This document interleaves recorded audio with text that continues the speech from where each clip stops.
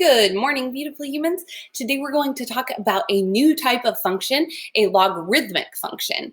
So the key here is that a logarithmic function is the inverse of an exponential function. So remember, inverses undo each other. So we're looking at a function that undoes an exponential function. So that's what a logarithm is. So if you look at this example, we have 2 to the power of x. So remember, with exponentials, every parent function is slightly different depending on the base. So 2 to the power of x is going to look different than 3 to the power of x, which will look different than 5 to the power of x. So in this case, each of them has kind of their own parent function to model. So 2 to the power of x, the inverse of that is going to be log, we call it base 2 of x, and it's going to graph, look at that, a reflection over the line y equals x, again, because they are in fact inverses of one another. All right, so exponential form is y equals b to the power of x. And when we talk about graphing these later, we can add a, h, and k transformations to these things. So the next lesson we'll discuss that. But the most basic version of an exponential is just y equals b, we call it the base, to the power of x, which is an exponent. Okay, so to go from exponential form to logarithmic form, key here is the base, so notice the base stays the base. So when we read this logarithmic form, we say x equals log base b of y, right? So what's happening here is they're swapping locations, moving all around. I'm going to show you in just 1 second how this works. But again, they are inverses of one another, and there's a very specific way that we can invert from one to the other. All right, so logarithmic form, again, we read this as log base b of y equals x, where again, b is that base. All right, so to go from logarithmic form to exponential form, we call this the snail method. So basically, we take our 2, right? We take our 2 here. We're going to go around. We're going to pick up our exponent. So this is going to become our exponent. And we're going to set it equal to the number that was originally with our logarithmic. Okay, so this is going to become 2 to the power of 8 equals 256. And we call this the snail method because if you look at how it looks when we do this, we draw this, right? Whoop, whoop. There's my little snail shell. Give it some antenna so it's so cute, right? And you have a snail. So again, the base always stays the base. So this is a base of 2. Notice this is a base of 2. And then the numbers on the opposite side of the equal sign are going to swap sides. So we're going to pick up that exponent of 8 and set it equal to 256. We'll do a bunch of examples with this. All right, another important concept, if there is no base, it's implied that this is a base 10. So if you see something like log of x, there's no base there, there's no subscript, right? No base, that's a base 10. So if there's nothing there, it's an implied base 10. So that's an important concept as well. If we were going to go ahead and turn this into an exponential form, we would draw our little snail. There's our little shell, give it some antenna for funsies. And then we would have 10 to the power of 3 equals x. That would be our exponential form. And then we could actually solve it.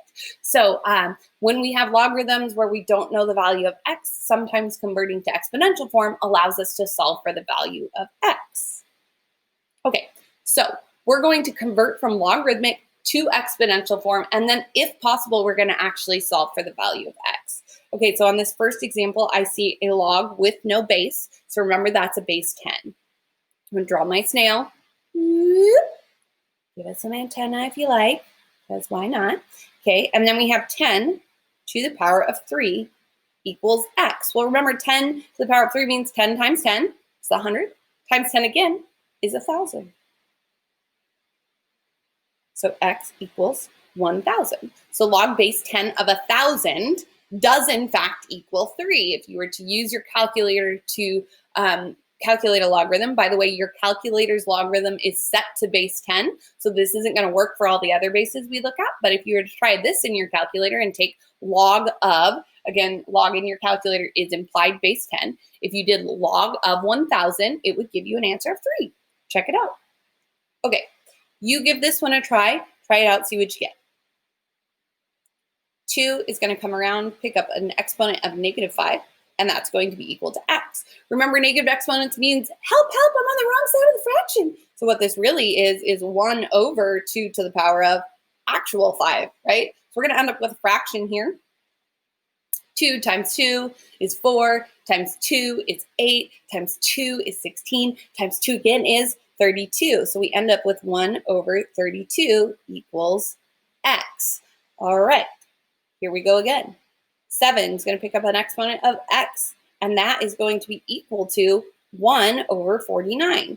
Well, the only way we're going to take a whole number and turn it into a fraction with exponents is if my exponent is negative. So my exponent must be some negative value. So 7 to what power would equal positive, or just a normal 49, not 1 over 49?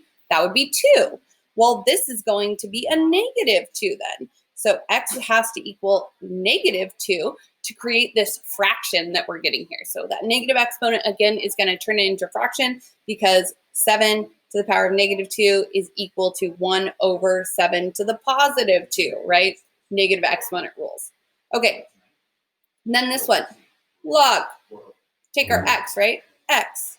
We're going to take our x to the power of 3 equals 27. What number times itself 3 times equals 27? 3.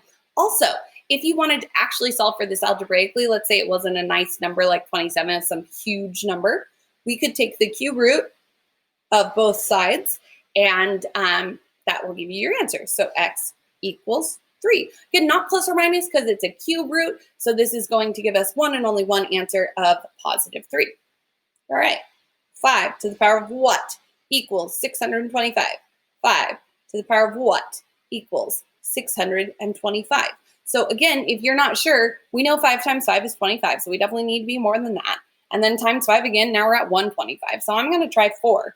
5 to the power of 5 to the power of 4 equals 625. Look at that. So x must equal 4. Again, it's totally fine if you're guessing and checking on problems like this until we learn other strategies. So when you see 5 to the power of something, it's fine to be checking what powers will give me 625. All right, 4 to the power of 7 equals x. Well, that's some big number. 4 to the power of 7 is going to be 16,384. Again, remember, exponents are going to make things big really fast. All right, now we need to convert from exponential form to logarithmic form. This is a little less intuitive, slightly more complicated for students often, but again, the key here is that the bases stay the same. Say it with me. The bases stay the same. All right, so I'm going to start just by writing out log base 3. Again, the base is going to stay the same. And then the other two values swap sides on equal sign, right? So this should be of 7 equals x. And now, because I think the snail method's a little more intuitive, I'm going to double check. Would this get me 3 to the power of x equals 7? Yes, it would. So this is the logarithmic form of 3 to the power of x equals 7. Notice 3 to the power of x equals 7 is not going to give us a nice, pretty whole number. That would be a tricky one to solve. We'll learn how to do that later. All right, you give this one a try. Remember, the bases stay the same. Again, I'm going to start with log and my base of x here, and then my other two values swap sides. So this is going to be of 32 equals 5. Again, double check it. Reverse snail method, x to the power of 5 equals 32. We're good to go. All right, the bases stay the same. Log base 9, everything else swaps sides of x equals 2. Again, really important that you keep your subscripts and exponents appropriately sized so that I can tell it's a subscript.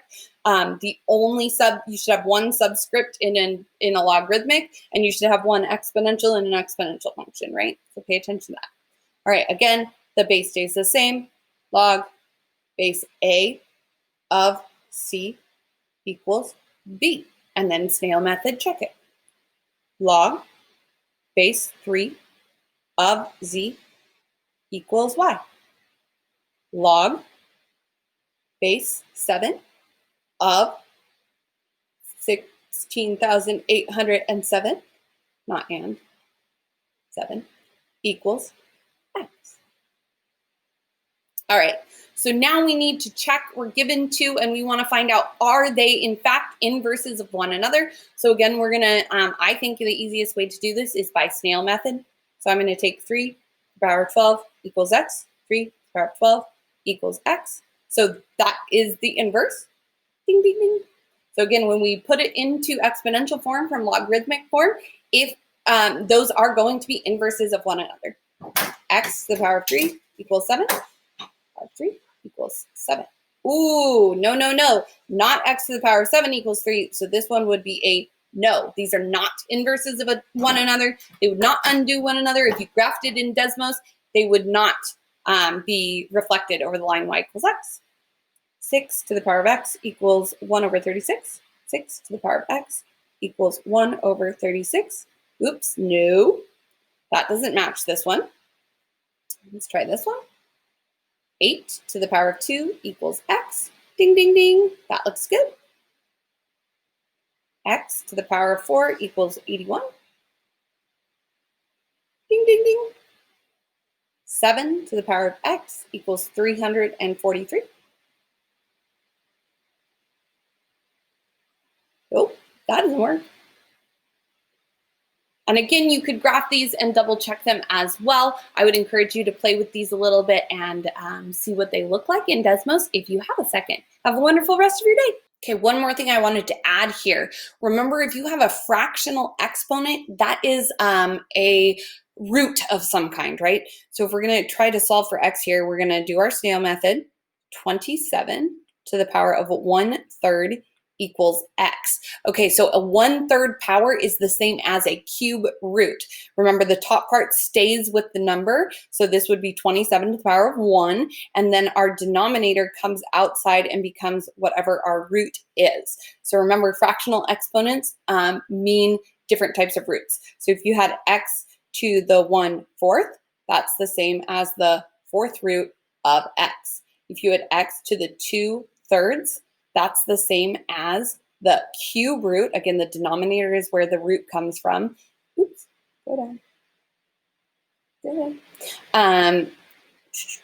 And then x would be squared because that numerator stays with whatever is going inside the radical. So if you have x to the power of 5/7. Okay, so this is the 7th root of x to the power of 5. So don't forget that if you have a fraction as your exponent, that's really a radical of some kind, and the denominator tells you what kind.